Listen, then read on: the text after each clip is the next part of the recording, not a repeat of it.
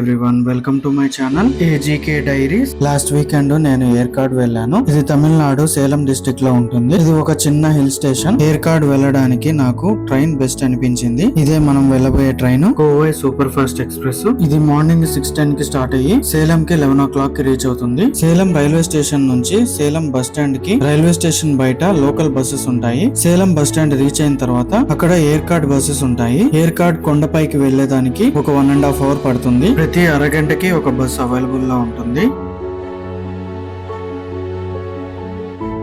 కొండ మీదకు వెళ్లే దారిలో 20 హెయిర్ పిన్ బెండ్స్ ఉంటాయి. ఇది ఎగ్జాక్ట్ గా లేడీస్ వాడే హెయిర్ పిన్స్ లాగా ఉంటాయి. ఎవ్రీ హెయిర్ పిన్ బెండ్ దగ్గర దాని యొక్క నెంబర్ రాసుంటారు.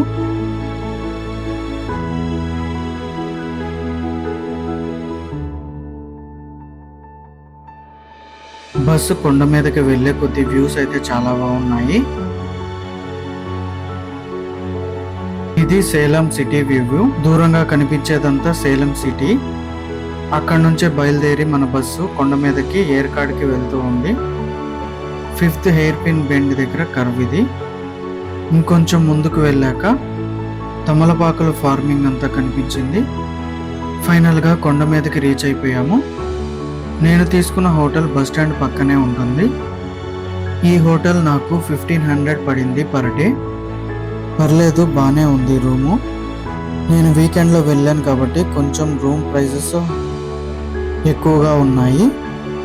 నేను ఆఫ్టర్నూన్ 1 కల్లా రూమ్కి వెళ్ళాను.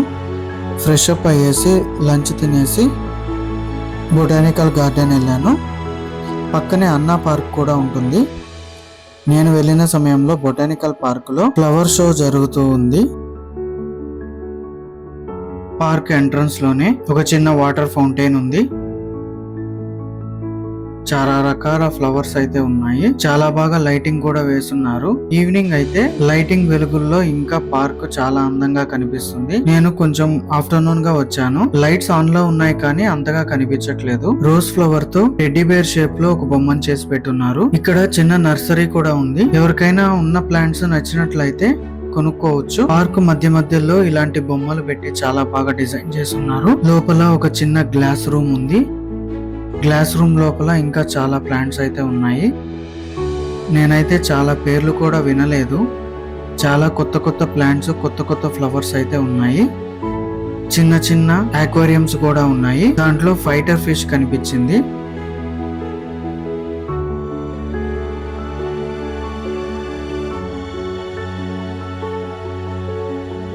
ఇంకొంచెం లోపలికి వెళ్ళాక మంచి అట్రాక్షన్ గా ఇలాంటి మిక్కీ మౌస్ బొమ్మలు ఉన్నాయి.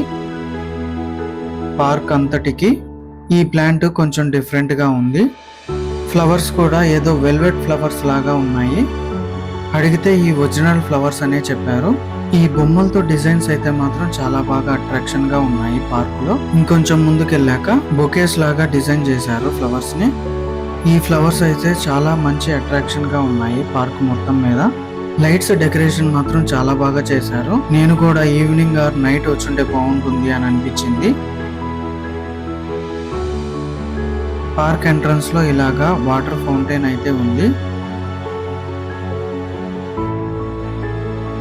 ఒక విలేజ్ థీమ్ తో ఫ్లవర్ డెకరేషన్ అయితే చేశారు. పార్క్ లో ఇది కూడా చాలా పెద్ద అట్రాక్షన్ గా ఉంది. ఫార్మర్స్, ఎద్దులు, బాతులు, కోళ్లు ఇవన్నీ ఫ్లవర్స్ తో చాలా బాగా డెకరేషన్ చేశారు. నాకైతే ఈ థీమ్ చాలా బాగా నచ్చింది.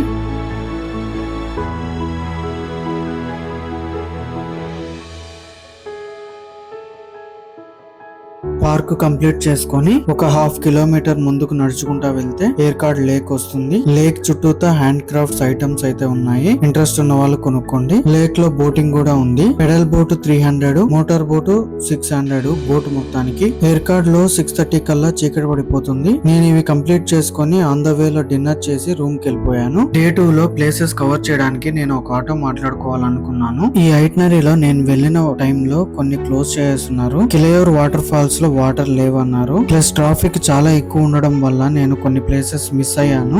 మార్నింగ్ టిఫిన్ చేసుకొని బయటకు వచ్చేసరికి చాలా ట్రాఫిక్ అయితే ఉంది. ఆటో వాళ్ళు చుట్టూత ప్లేసెస్ కవర్ చేయడానికి 2500 అడుగుతున్నారు. ఫస్ట్ పీకు పార్క్ కి వెళ్ళాను. Park entrance fee 300 per person. Park పక్కనే ఒక చిన్న షాప్ ఉంది. అక్కడ బ్రేక్ఫాస్ట్ కంప్లీట్ చేసుకొని పార్క్ లోపలికి వెళ్ళాను. ఒక డక్, ఒక గొరిల్లా మంచి అట్రాక్షన్స్ గా ఉన్నాయి. ఇక్కడ ఒక రోబోట్ డాగ్ కూడా ఉంది. ఒక పర్సన్ దాన్ని మాన్యువల్ గా ఆపరేట్ చేస్తూ ఉన్నారు. ఎంట్రన్స్ లో బుద్ధ స్టాచ్యూ మంచి అట్రాక్షన్ గా ఉంది. ఈ పార్కులో రకరకాల పక్షులు, జంతువులు అయితే ఉన్నాయి.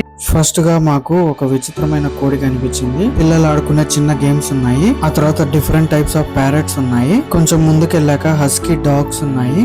దాని పక్కనే పెద్ద ఆస్ట్రిచెస్ ఉన్నాయి. ఈ ఆస్ట్రిచెస్ కి మనం ఫుడ్ అయితే పెట్టొచ్చు. పక్కన ఒక పర్సన్ ఉంటారు, చిన్న చిన్న ఆకులు ఇస్తారు, అవి వాటికి తినిపియొచ్చు మనము. ఆ తర్వాత రెప్టైల్ సెక్షన్ కి వెళ్ళాను. చాలా స్పీషీస్ అయితే ఉన్నాయి ఇక్కడ. మొబైల్ నుంచి అలా కనిపిస్తుంది కానీ దగ్గరికి నుంచి చాలా పెద్దదిగానే ఉంది ఈ రెప్టైల్. పక్కన క్యాబిన్ లో పాములు ఉన్నాయి. ఇది ఒక చిన్న సైజ్ ఆఫ్ పైథాను.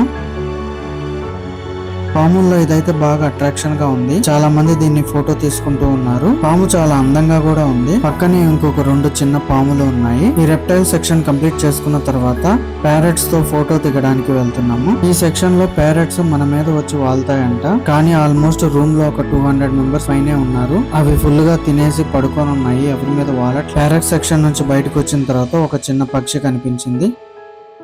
ఆ తర్వాత ఫిష్ పాండ్ ఉంది. ఈ ఫిష్ పాండ్ కి సెపరేట్ గా 100 రూపీస్ టికెట్ కడితే లోపలికి అలౌ చేస్తారు. కొద్దిగా ఫుడ్ ఇస్తారు, మనం ఫీడ్ చేయొచ్చు చేపలకి. ఆ తర్వాత 1 కిలోమీటర్ లో పగోడా పాయింట్ ఉంది. ఇది కవర్ చేసుకున్నాక లేడీస్ సీట్ కి వెళ్ళాను. లేడీస్ సీట్ కవర్ చేసుకున్న తర్వాత రోజ్ గార్డెన్ కి వెళ్ళాను. అప్పటికే చాలా టైం అయిపోయింది. ఫుల్ ట్రాఫిక్ ఉండడం వల్ల చాలా టైం వేస్ట్ అయిపోయింది. అన్ని కంప్లీట్ చేసుకుని రూమ్ కి వచ్చేసి చెక్అవుట్ అయిపోయాము. ఎవ్రీ హాఫ్ అన్ అవర్ కి ఒకసారి సేలం కి బస్సు ఉంటుంది. సేలం లో ట్రైన్ తీసుకుని చెన్నైకి వచ్చేసాను. వీడియో కనుక నచ్చినట్లయితే లైక్ అండ్ సబ్స్క్రైబ్ చేసుకోండి. Thank you.